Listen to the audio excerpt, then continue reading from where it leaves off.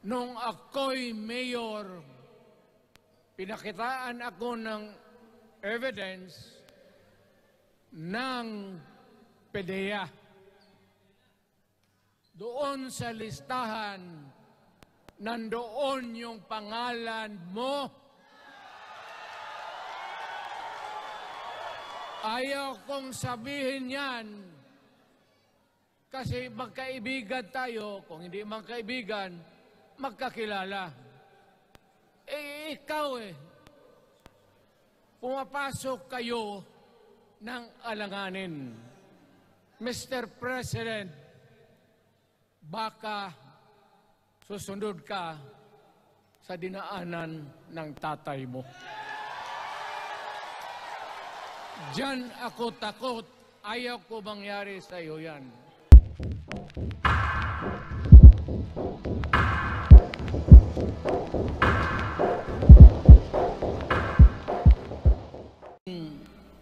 Nasa utak ko, papunta ako dito kung anong sasabihin ko. Puno kanina ang kaalaman ko. Ang problema, nung sumayaw yung magkakaroon dito,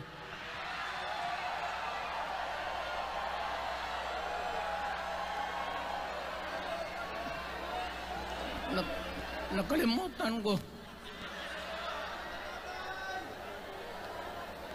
Matanda na rin kasi ako.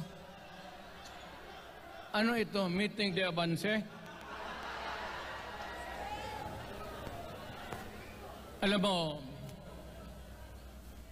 nung unang panahon, wala naman tayong kamuang-muang, wala naman tayong kalaban, wala namang nagagalit sa atin. Pumunta ang Espanyol at inagaw ang ating lupa, hinirang.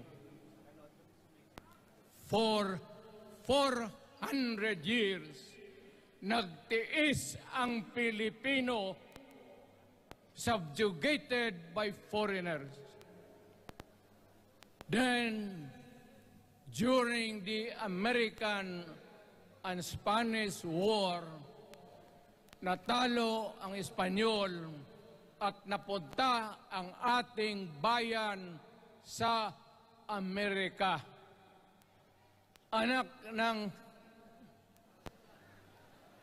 grabe ang tiis ng Pilipino, yung mga lolo natin, kung gaano na lang sila pinahirapan. Alam mo noon, kung hindi ka magsimba, ay may mga pare nandyan, they know the history of Christianity. Alam mo noon, kung hindi ka magsimba, 10 palo sa katawan mo. You doubt my... Ayan si Father Ibasco, Chief of Staff ko sa City Hall. Siya yung NPA leader doon sa Libungan, may plenum ang komunista. Itong mga sundalo natin, nandito sa harap ko, nahuli yan si Ibasco. At ako naman ay fiscal noon, pumunta ako sa Katitipan para i-administer ko yung oath niya, yung statement niya kung totoo o hindi. Pagkatapos noon, sabi ng mga sundalo, Piskal, papatayin namin itong 2 pare. Father Tison, Waray, pati si Father Ibasco. Bumaba yan sila sa Visayas para makigsapalaran sa NPA. Sabi ko, wag, kasi pare yan. Puta, alam mo, ang Diyos nandyan kung ito lang naman yan ang prinsipyo, ideolohiya, Hindi naman kriminal yan, kidnapper o pusher. Sabi ko, kulungin na lang ninyo. So, sa matagal na panahon, sulat siya ng sulat kay Cory. Eventually, na-release yan sila lahat, pati na ang asawa nila Quintanar, yung mga komunista, mga Esparo, nanggaling dito at naging uso sa buong Pilipinas, yung pagpatay. Wala.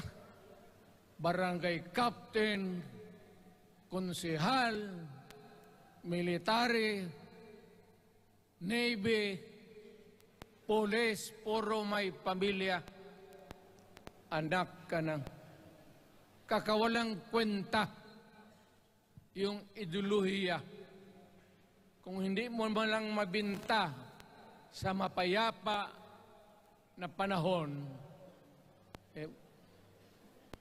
so kinuha ko siya Chief of Staff, tapos umuwi siya sa Bohol, naging governor. Pare ito. Nandito siya ngayon, kasama tayo, at maraming salamat. You guys from other parts of the Philippines nagpunta rito para lang makipagduyog sa Bisaya. Sumama lang sa ating, kung sabay tunong sa Tagalog, yung ating, the purpose of why we are here. Wala akong, no longer in politics. I am not a candidate. Nahirapan nga ako mag-akyat ng hagdanan. I am 80 years old. Hindi, 79 lang, pero hindi binibilang yan eh. Sabi malas daw. Sabi ng asawa ko, 80 na ako. O, sige, 80 na. Pero nung lumabas itong People's Initiative, okay man yan. Abogado ako. There are 3 ways of amending the Constitution. Mag-constitutional convention, mag-election tayo sa political districts ng representante para sa assembly to convene there and propose changing or modification of our Constitution. Itong People's Initiative, pati itong Congress, they would convert the Congress into a constituent body and propose the Constitution. Alinman dyan sa lahat, it will be submitted to the people for ratification. Ang problema dito, ako, Mr. President, Ma'am Lisa Araneta Marcos, hindi ninyo ako kalaban. Wala akong sinasabi ng masama. Hindi lang ako makakampanya noon. Alam mo, iniiwasan ko ito. Itong panahon na ito talaga ang iniwasan ko kasi mapipilitan ako ngayon magsalita laban ng mga tao sa gobyerno. Alam mo, Mr. President, hindi ako maghingi ng tawad. Kagawan mo yan eh. It is your responsibility sa sarili mo. What you do in this world binds you. Iyo yan. Huwag mong sisihin ang ibang tao kasi sarili mong utak at katawan yan. Nung ako'y mayor pinakitaan ako ng evidence ng PDEA. Doon sa listahan, nandoon yung pangalan mo. Ayaw kong sabihin yan kasi magkaibigan tayo. Kung hindi magkaibigan, magkakilala. Ikaw pumapasok kayo ng alanganin. Mr. President, baka susunod ka sa dinaanan ng tatay mo. Diyan ako takot. Ayaw ko mangyari sa iyo yan. Pabor lang, ako namang nagmamakaawa kasi it will divide the nation at madugo itong panahon na ito. Alam mo, Mr. President, sabihin ko maya sa tao kung ano ka. Noong unang panahon, hindi tayo puro Bisaya, nagkita-kita doon sa Luzon. There was a community of Filipinos. Galing Visayas, galing Ilonggo, galing Waray, galing Mindanao, galing Hulo, galing Lanao, Cebu, Samar, at Taas, Pampanga, Apare. Nagkita-kita yung mga minono natin. Kasi hinawakan tayo ng Espanyol, pati Amerikano. Nung dumating ang panahon na tayo'y nagkaharap na, sabi ng mga lolo natin, ano ang gawain natin sa bayan natin? Pwede ba tayong magbarangay-barangay lang o magkaisa tayo?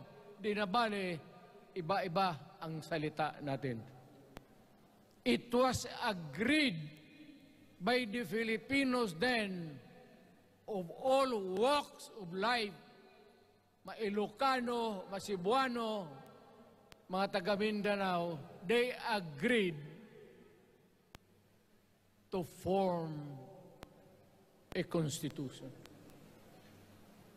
Alam mo, yung constitution parang bahayan sa tao. May poste. Sabi natin, magawa tayo ng magandang opisina where we can meet and talk about the destiny of this country. Doon, they agreed na may malaking bahay, may poste, mga malaking poste, at may mga muebles at kwarto, living rooms and all. Ang usapan na from time to time, lumalaki na ang bayan at magdagdag tayo ng mga opisina sa mga opisyal. Maganda yun. Bahay yun. Mga sahig, nandyan lahat. Lamesa, desks, chairs and everything. Wala tayong pinag-usapan na sirain yung bahay na yun. It was intended for posterity at inabot sa atin yung konstitusyon na yan. Although it was amended and modified, but it is still the fundamental law since 1935 hanggang ngayon. At what keeps in Ilocano, Bisaya, Waray, Moro, bakit tayo nagkaisa? Magkaiba ang salita natin, ang pagkain, iba, ugali, iba. Bakit tayo andito ngayon? Dahil sa isang bahay. Yung bahay na yan, yung papel, the Constitution. Ngayon, ang Constitution is supposed to be a permanent thing. Ang batas na binigay ng Constitution sa Congress, sa lawmakers, they can make laws every day, modify, change it if they want, every week. Okay lang yan. Huwag ninyong pakialaman ang Constitution kasi yun ang bahay opisyal ng Pilipino. Anak ka ng, bakit pumasok sa utak ninyo yung People's Initiative? Anong nakain ninyo? There's nothing wrong with the Constitution right now. The environment in the Philippines seems to be positive, okay. Wala namang problema. Araw-araw nakikita tayo. Punta Maynila, marami akong kaibigan, mga brad ko, mga classmate ko. Okay ang buhay natin. But suddenly, nandito yung People's Initiative. Alam mo, sa umpisa pa lang, nagdududa na ako. Bakit? People's Initiative manggaling sa tao. Dapat yan galing sa mga purok at doon sa barangay at doon sa DILG, ipasa nila sa syudad, sa probinsya at sa national office. Dito mga congressman,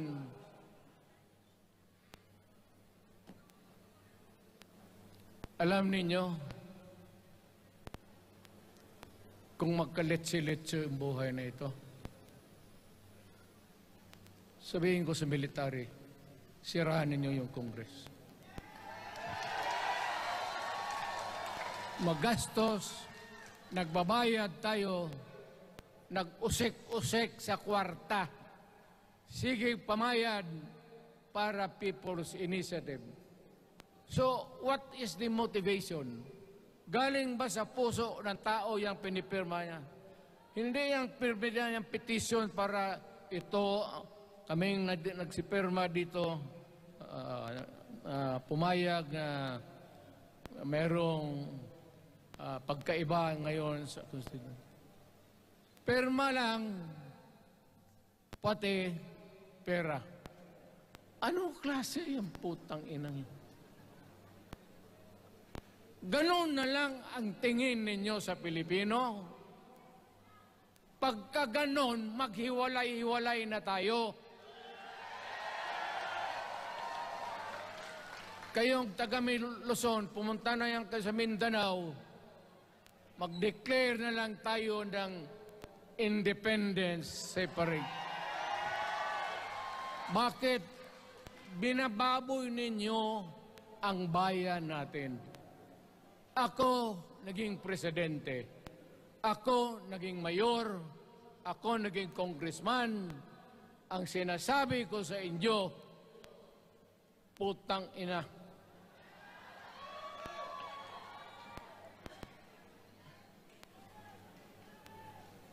Malinis to? Baka ihi mo ito ha?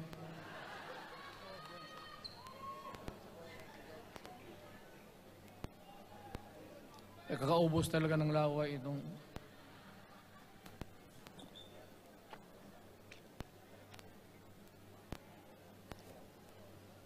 What do you expect the national government, particularly ang Malacanang?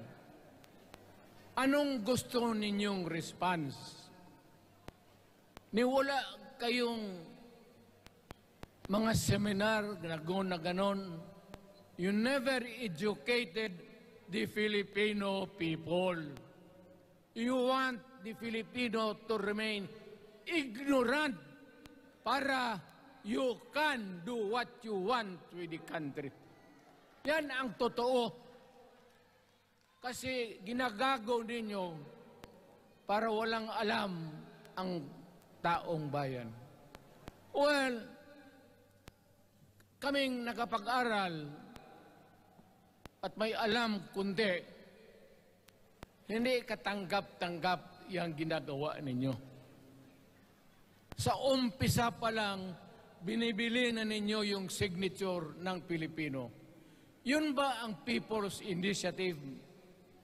You know, national, provincial, city, munisipyo, then the barangay. Yan ang echelons ng power sa gobyerno. Hindi naman ninyo gigamit ang barangay at binigyan mo ng 20 milyones isa't isa sa kanilang mga congressman at binibili ang Pilipino. Alam ninyo kung ano yan? Kaluluwa ang ninyo ang binibili ng taong bayan. Hindi ako mapayag ng ganon. Nakapag-aral ako, hindi naman ako ignorante. Bakit ka mag-people's change? Ang problema ninyo, ganito. Hindi pa, pauna. Ang malas ng Pilipinas, every president, almost all, pag naupo na dyan sa Malacañang, walang ginagawa kung mag-isip ang mga putang ina kung paano pahabain ang termino nila. That's the problem. Bakit ganon kayo? Ang demokrasya may eleksyon. Para naman, tignan ninyo, Presidente Osmeña Bisaya, ang napaalaala ko pa, Garcia, Bisaya, then Magsaysay Ilocano, then si Quirino Ilocano. Ganon dapat, ang eleksyon is a cleansing process. Gumagalaw yan, huwag mong pigilan. Ngayon, kung ikaw nandyan, naupo ka, you stop the process of governance, hintuin mo, kasi pahabain mo ang termino, gusto mo, sabi ko nga sa iyo, Mr. President, kaibigan kita, Bingbong. Pag pinilit mo ito, lalabas ka ng Malacañang kagaya noong panahon na pinalayas kayo.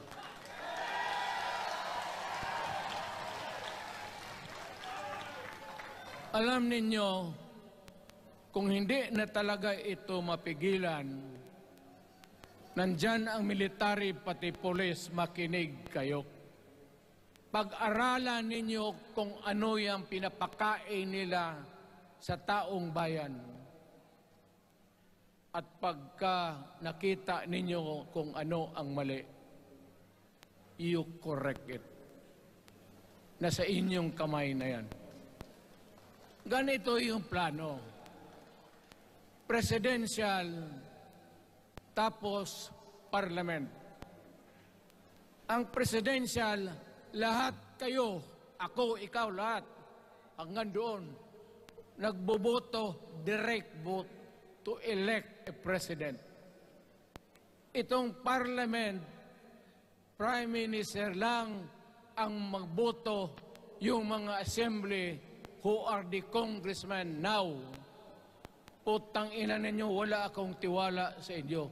Wala kayong prinsipyo, bukang pera kayo lahat. Yan ang totoo. Kaya gusto ko, pag nagka-letse-letse nga pumasok ang military, palitan ninyo lahat. Arestuhin ninyo kasi nagsasayang ng pera at yung ginagastos nila is a fraud, swindling ang ginawa nila. You must account for the wasted money, for the money that you bought the signature of a Filipino. Bribery.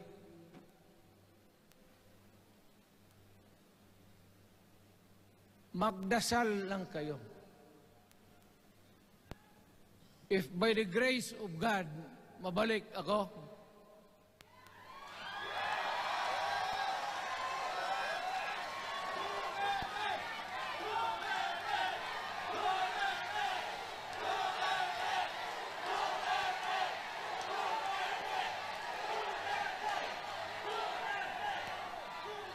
milagro lang naman yan, hindi ba yan totoo?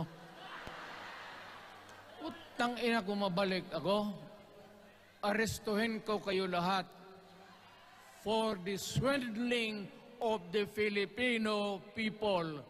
You committed fraud. Pinagsayangan ninyo ang pera namin. People's Initiative does not involve buying the vote or the signature of the Filipino. Talagang mga wala kayong prinsipyo, mga putang ina ninyo. Yun naman, baski ano ka, diyan katagal ako, yan o. Yung sa likod ko, umupo ako diyan. Vice Mayor ako. Diyan Mayor ako, pinakamatagal. Naging congressman ako. Presidente. Kayo, nagpasok sa Congress, eleksyon, nanalo, Seiko. So parang ganito, yung mga, para sa mga balaga, pati lalaki. Pasok niyan, Seiko. Paglabas niyan, pagkatapos, Rolex na. Pumunta ng Malacanang, nakatamaraw, paglabas niyan, nagka-Mercedes-Benz. Busog kayo lahat. Tingnan ninyo yung mga bahay noon ng mga congressman at tingnan ninyo ngayon kung ano kayaman sila, lalo na yung mga bahay nila sa Maynila.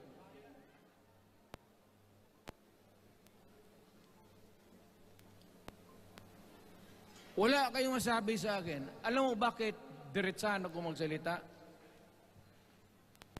Ninipahat, wala ako. Paglabas ko sa Malacanang, lipad ako dito. Pumunta ako sa bahay ko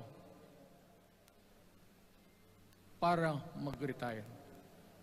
Ayaw ko sanang bumalik. Ayaw ko na. Matanda na ako. Putang ina, napapandol lang ako dyan eh. Kaya lang, marami akong magandang naisip kanina papunta dito. Kaya yung sumasayaw lang kasi yung mga ali. Nabakante tuloy, nakalimutan ko kung ano ko nang tang ina. Huwag kayong magpaloko. Alam mo, Parliament, ang ambisyon niyan, karamihan galing kay Lisa Marcos pati kay Romualdez. Bongbong bangag yan.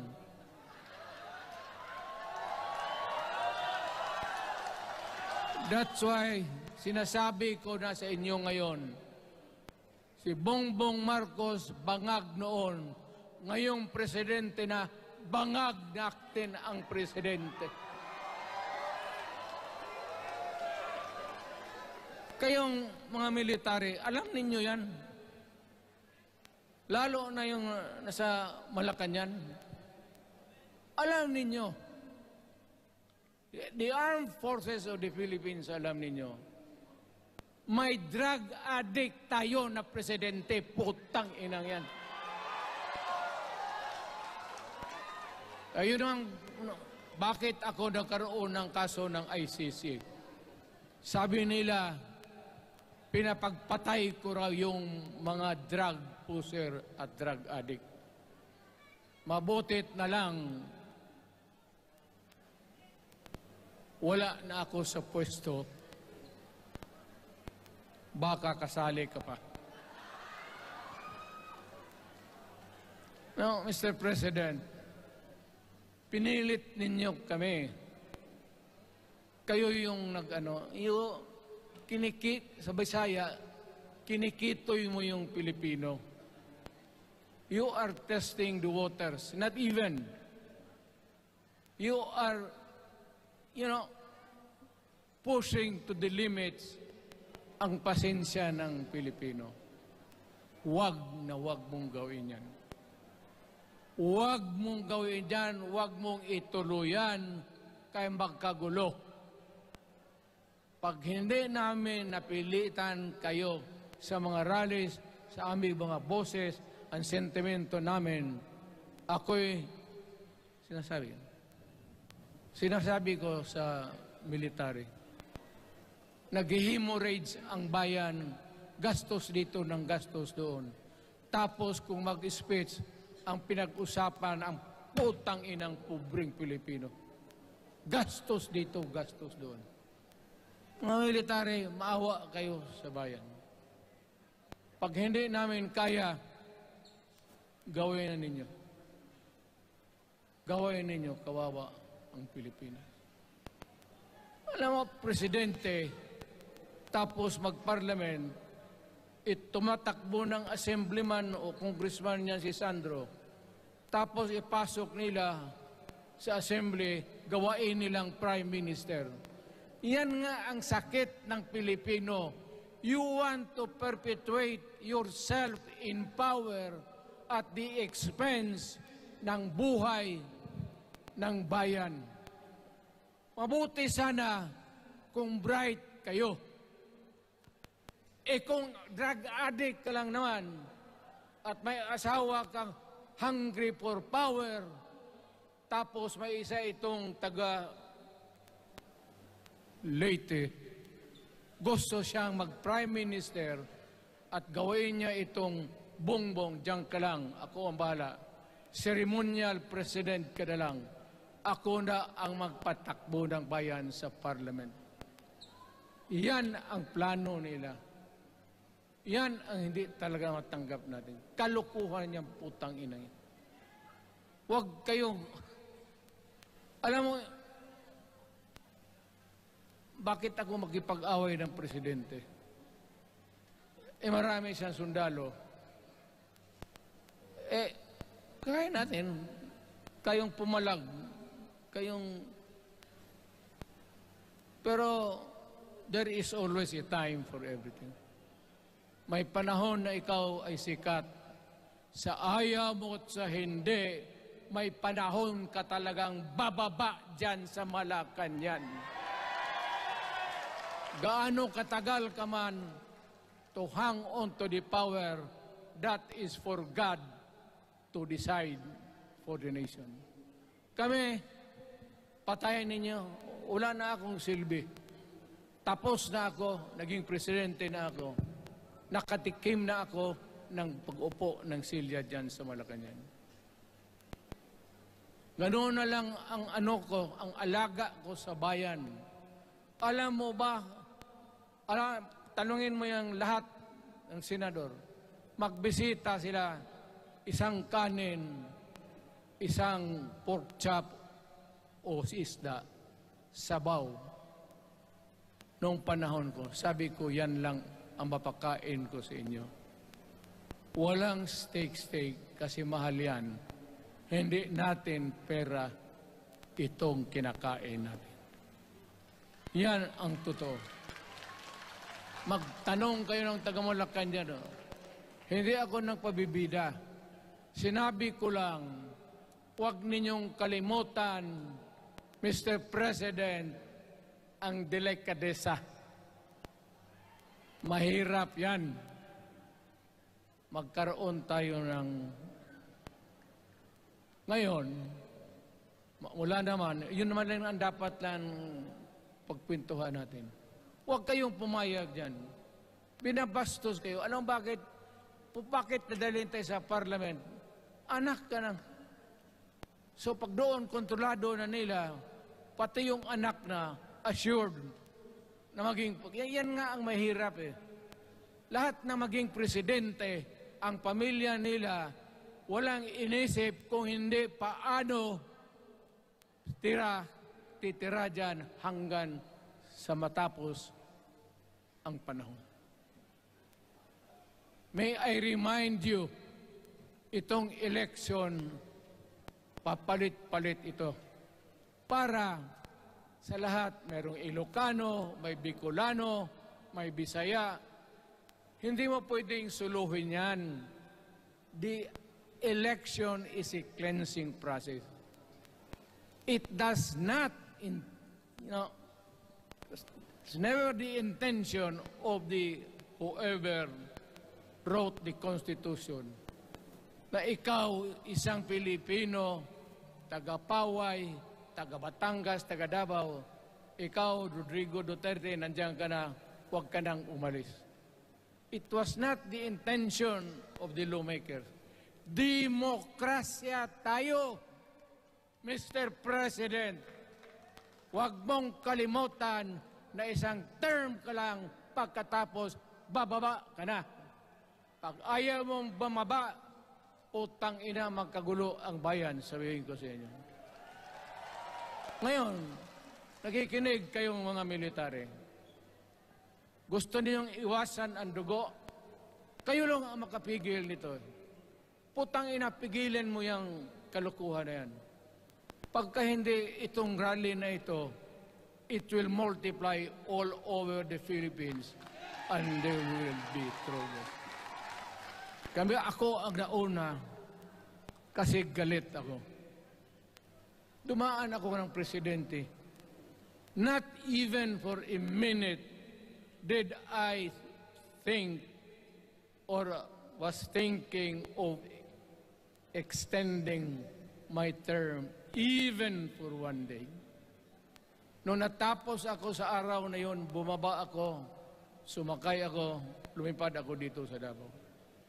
Ikaw, Mr. President, hintayin mo yung 6 year, kalimutan mo na yung kay Romualdez, kasi yan ang magpahamak sa iyo.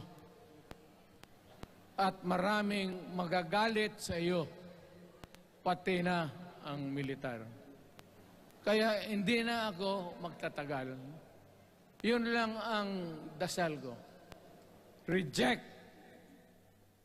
Protect the Constitution. I am calling now the armed forces and the PNP. Protect the Constitution. Trabaho ninyo yan.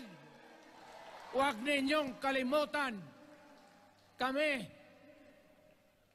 inyong dapat, you should worry about the nation. The millions of Filipinos. Huwag kayong mag-isip lang ng isang pamilya. Putang ina. Ilagay ninyo sa utak ninyo yan. Bahala kayo. Balang araw, magsisihan. Pero kasi umuulan naman, hindi ulan.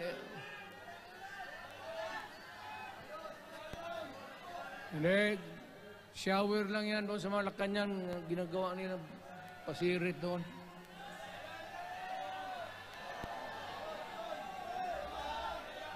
Wala naman rin akong masabi. Kasi hindi man ito eleksyon. Nakafocus lang ako sa People's Initiative and the way that they are handling the process of the People's Initiative. Ang nangyari ngayon, hindi yan People's Initiative, kung hindi buying the people for their signatures. Pag-umpisa pa lang, bayaran na. At maniwala ka ng konstitusyon, lalabas yan maganda, kung pira-pirahin lang tayo. Balang araw, wala na ako sa buhay. Maybe 10 years, 5 years from now. You might want to change some provision. Yung sabi nila, the usual excuse is economic provisions lang ang aming pakialaman. Putang ina, huwag kayong maniwala dyan sa mga yawa na yan. Puro kasing sinungaling ang mga ulol Alam mo, pag nagtawag ka ng Constitutional Convention through People's Initiative or when you open the Constitution, hindi mo pwedeng limitahan ang powers na yan. It's unlimited. Kung ano ang gawain nila at kung ano ang utos ng may pera, kung bayaran sila, ipagbili talaga tayo. Ipauhanin na lang ako, naghingi ako ng may mga congressman dito. Ito yung matitino. Nandito si Congressman Alvarez. Pumunta talaga siya. Hindi man kasi niya ako hinayaya. Kapupunta sana ako ng Tagum. Para lang Ako galit talaga. Bakit po putang ina? Sige. Bakit? Bisaya pa makumutan ko na imong naong. Magharap ka sa akin, ganoon ko yung mukha mo. Bakit? Bakit bigyan mong problema ang Pilipino? Ano ang kasalanan ng Pilipino at gumagastos kayo, binibili milyon ng milyon, kayong mga congressman, putang ina, istapa yan. Swindling yan. Kaya sabi ko, by a stroke of fate, nabalik ako dyan sa Malacanang. Kayong lahat, kagaya ng Marcelo, ng tatay mo, Bongbong. Kayong lahat, congressman, nandoon kayo sa Krame. Ipasok kayo ng 2 taon para leksyon ninyo. Hindi ka maleksyon ng kalukuhan ninyo. Wala. Hindi pa nga naayos ang kati. Ano bang, what's wrong with the Constitution? Tell me. Kung hindi yung inyong ambisyon. The real purpose itong constitutional changes sa People's Initiative is really to perpetuate those who are in power. Yan na lang ang ganyan ninyo. Marami akong sabihin, maybe kung patayin nila ako, putukin yung eroplano, wala na tayong magawa. Ngayon, kung sino, alam mo na kung sino, yung sa Malacanang, yun ang aristuhin ninyo. Sila nag-umpisa ng kaguluhan ito. Ladies and gentlemen, I am very thankful na nandito kayo, mga Tagalog, Bisaya at taga-Maynila. And I hope that we will continue to love our country. Magbigay sila na pera, tanggapin ninyo, pera ninyo yan. Hindi ba ninyo na sa isip ninyo, bigyan kayo ng 1,000, 100, tanggapin mo, pera ninyo yan. Pati yung sa bulsa nila, kinakain nila, at pinagbili ng bahay kung saan-saan, pera ninyo. So, make sure na bago kayo lumabas lang naman sa mundong ito, may panahon lahat, mamatay tayo. Mag-iwan kayo ng isang prinsipyo. Sabi ninyo sa mga anak ninyo, tinanggap ko yung pera kasi pera natin ito, ibili natin pagkain. Pero yung prinsipyo natin, huwag natin ipagbili. Yan ang iiwan mo sa mundong ito para sa mga anak ninyo. At yan ang dadalhin mo sa langit. Pagka sinabi ni San Pedro, anong nagawa mo? May ginawa ako para sa bayan. Tapos magsabi sa San Pedro, ano pa? Yung mga ibang bagay na ginawa mo, mga kasalanan, mga kabit, ganon.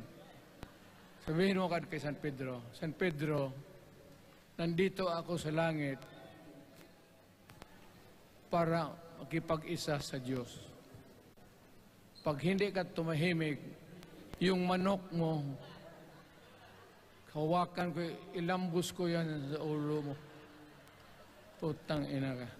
buksan mo yung puwertahan at papasok tayo, magkita-kita tayo sa langit. Lahat kayong hindi nabili, sigurado ako, langit kayo. Kaya basing anong kasalanan niyo, okay na yan. May guarantee na kayo yung passes. Mahalaga yan as a matter of principle. Prinsipyo sa tao. Maraming salamat po.